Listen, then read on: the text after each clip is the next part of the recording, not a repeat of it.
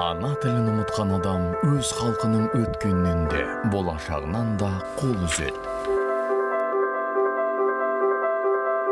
Ұлт болудың бір емес, бірнеше шарты бар. Соның ең басты және ең негізгі шарты ұлттық тіл.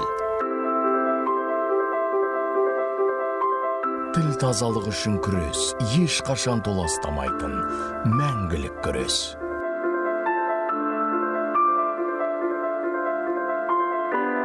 Ұлт үшін тілінен қымбат еш нәрсе жоқ.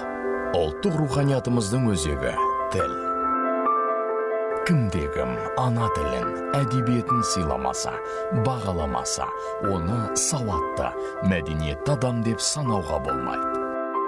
Қазақтың тілі қазақтың жаны, халқымыздың тарихы да, тағдыры да тілінде.